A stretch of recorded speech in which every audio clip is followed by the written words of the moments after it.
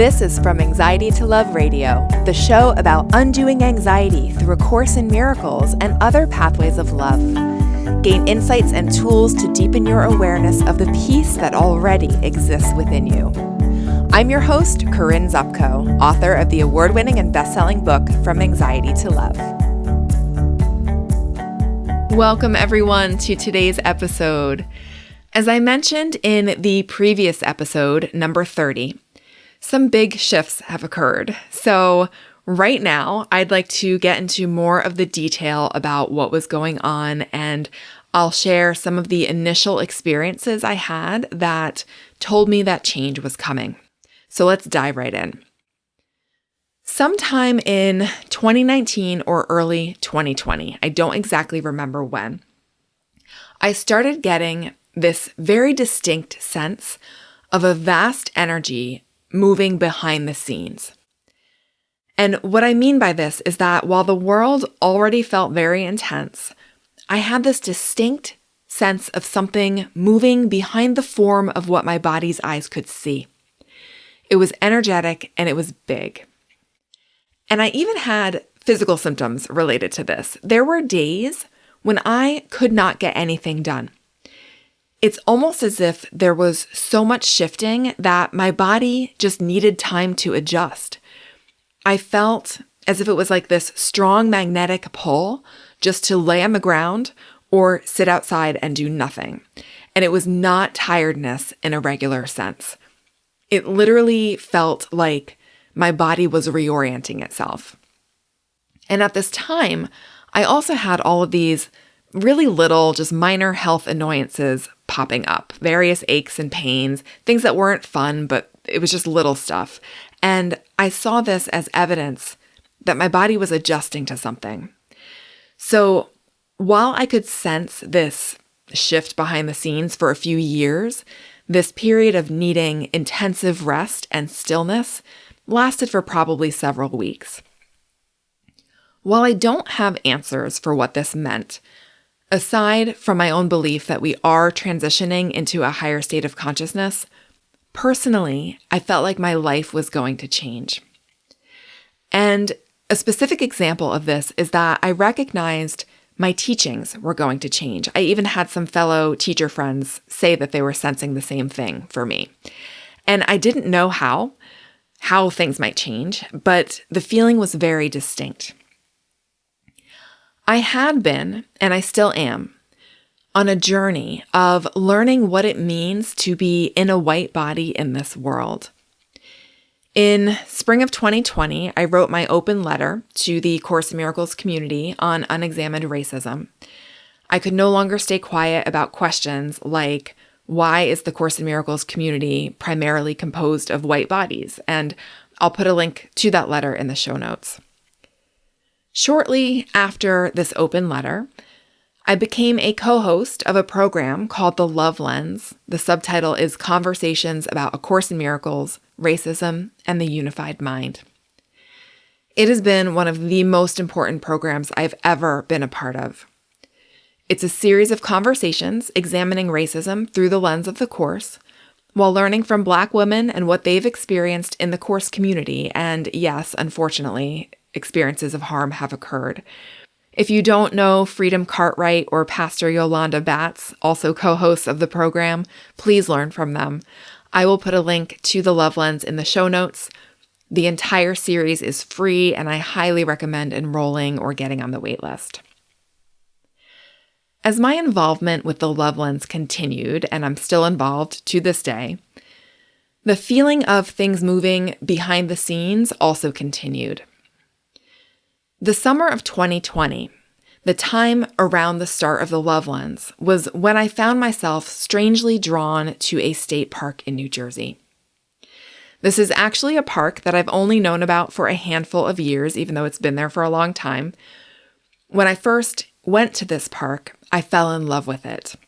Some pictures on my website were taken there. There are trails through woods. There are hundreds of acres of working farmland that you can walk across. There are apple orchards, peach orchards, vegetable fields, and there are houses that are still standing in this park, get this, from the 1700s. This park is called Monmouth Battlefield State Park, and as beautiful as it is, I'm not going to glorify its history. Before being forcefully taken away by colonists, this land belonged to the Lenni Lenape. The reason this land is not currently covered with strip malls and that the 18th century houses are still standing is because this park is the site of one of the bloodiest battles of the Revolutionary War. Both British troops and troops led by George Washington battled across this land. They laid eyes on the very houses that still stand, and these houses were even caught in the crossfire. In a display at the visitor center of the park, I learned that enslaved families lived in some of these houses, and enslaved Black men fought in this battle, hoping that the spirit of freedom that the white rebels wished for would extend to their own freedom. Little did these enslaved men know it would take another 100 years for their freedom to be granted by those who used them in this battle. This is some of the shadow side of the history of this land. Metal detecting is forbidden, as musket balls and artifacts can still be found today, many of which are on display in the visitor center. It may come as no surprise that since the 18th century houses are still standing on this property, this park is also a destination for amateur ghost hunters. I've listened to some of the audio recordings captured by these ghost hunters that contain voice-like sounds, and they are pretty creepy. Despite my occasional visits to this park throughout the years prior, I wasn't quite prepared for what would happen next. Something opened inside of me during the summer of 2020. I became obsessed with this park. I found myself compelled to visit this park as often as I could, sometimes up to 4 to 5 times per week. I'd feel an unusual amount of elation and excitement when I'd go there. The open farmland, the houses, the sense of expansiveness. I'd feel myself transported to a time when life felt slower and the population of New Jersey was much smaller, and the pull to be in this park was magnetic. Now, let me be clear, I do not feel connected to this land because of the battles that occurred there. Not at all. Instead, I was feeling home, like warm, fuzzy home, like the feeling when you've been away from a place that you love and you finally get to go back there years later. It's like a full body sense of relief. And I'm not sure if my connection to the land comes from the time prior to the battle or afterwards, as the houses continued to be private residences for some time. After being at the park during the day, I'd go home and I'd think about it all evening. I'd tell my husband about the things I saw and felt during my hikes, and I'd share how I couldn't wait to go back there the next day. I found mature wild grapevines still growing on the edges of the woods that were likely cultivated by someone long ago, and I felt drawn to the many old trees scattered throughout the park. As I continued to visit the park, the feelings of being quote-unquote home grew so intensely that on my way to the park, I'd feel shaky and anxious with anticipation. When I would arrive, the tears would start to flow. When I left the park and went back to my house, the tears would continue. I would cry and cry and cry over how much I loved this place, sometimes sobbing so hard that I'd have tears on my legs. It was hard for me to stay at my house. I'd feel restless and I'd just yearn to be at the park. I wanted to be there morning, noon, and night, be on the land when the sun came up and when the sun went down. Only my husband, my mom, and a few close friends knew about my park obsession because it was kind of odd. I remember at one point a friend wanted to meet me there to go for a walk, and I was over the moon excited to show her around my beloved land, and I couldn't quite understand when she did not seem as excited as me. It's also worth noting that I felt so safe walking in the woods alone. I felt loving, friendly spirits walking alongside of me. I felt a strong connection with the nature spirits in this place. And I have to say that thought and feeling caught me by surprise because as a student of A Course in Miracles, the Course says nothing about nature spirits. And previously, I would have dismissed that thought as a projection or as a thought of more separation. But here I was feeling an absolute communion with these spirits. I have to admit, it all felt disorienting. Between lots of crying, which lasted for months, by the way, this was not just a few days. Between the crying, a burning love for this place that felt like home, I just had no idea what to make of it. And I still don't. There's no big climax to this story. I did not see a ghost or anything like that. I just had these really intense feelings for a few months, and then they eventually came back to baseline. I still love going to this park and I can still get a little teary thinking about it, but this obsession has subsided. It actually took about a full year to subside. I did not have any past life memories arise or anything like that, aside from one specific compulsion. I was drawn to one of the houses in particular. You can't go inside of it as it's all fenced off and it's nearly falling down, but I kept having an impression, almost like a memory of getting caught in a summer thunderstorm, and with childlike joy and excitement, I sensed myself running through the field in the rain to the safety of the house. One late summer day, my husband and I were at this park. We were walking deep in the farmland, and guess what? The sky opened up. The thunder began. As we ran about a half mile at top speed toward the house, because our car was in a parking lot just beyond the house, I could no longer tell what was rain and what were tears of joy streaming down my cheeks. Because I got to be here again, running toward safety, my feet leaping through the mud and loving this very moment of summer. We were soaked down to our underwear, and I could not have been happier. And I'll share some pictures of this in the show notes at FromAnxietyToLove.com/31. In A Course in Miracles, there is a sentence that has always struck me about past life memories. It says, "The soul has no history, being the same yesterday, today, and always." The history of a split mind is not a constructive focus for those who are being trained in an integrated and true concept of themselves. But here's the sentence I want to highlight. It goes on to say, "I am quite willing to tell you about your past when it no longer is of any interest to your ego and if it is of help to someone else. Otherwise, it would be much better to devote yourself to knowing God."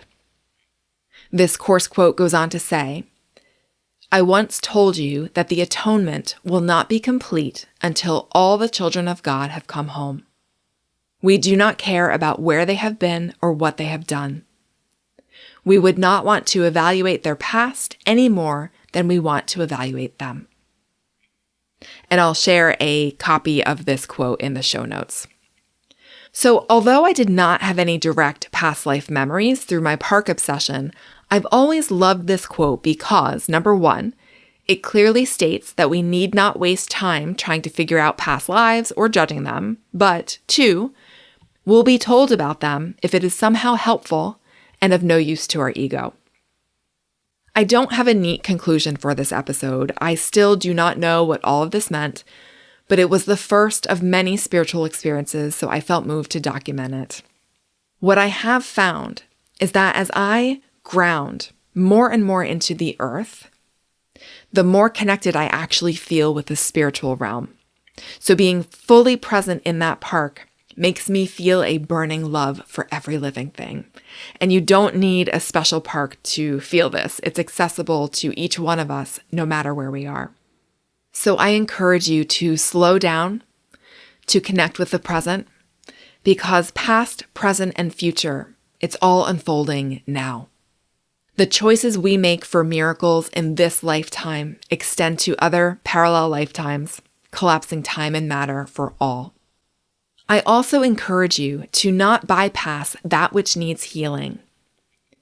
If you're in a white body like me, I do think it is absolutely critical to begin to understand and examine the concept of a white orientation. So in the love lens, we define white orientation as the way white bodies interact with the world, the way we think, the way we act, the way we see, what we believe. It's the standard by which all other groups are compared. White orientation is an unconscious ego layer. If we don't see it, it just keeps operating. So again, I encourage you to check out the Love Lens. The link will be in the show notes at FromAnxietyToLove.com/31. Thank you for listening to my story. Although my feelings about this park are not connected to the battle, perhaps this location was a foreshadowing of the internal battle with the ego that was coming. In the next episode, we're going to talk about my big period of unsettling. Although it was difficult, so many lessons arose. So I look forward to seeing you on the next episode. I love you. Thank you. I am with you in your journey of undoing fear. I'll leave you with the last few sentences in my book, From Anxiety to Love. I believe in you. We're healing together. Every gain that I've made is a gain for you, and every gain that you make is a gain for me. My gains are yours and yours are mine because we are one. We're going to make it. The light in you is too bright to fail. If you buy a copy of From Anxiety to Love, make sure you take advantage of your free bonus, which is 3 free tracks from the From Anxiety to Love meditation album. Get access at FromAnxietyToLove.com/meditations. Thank you for listening, and I'll see you on the next episode.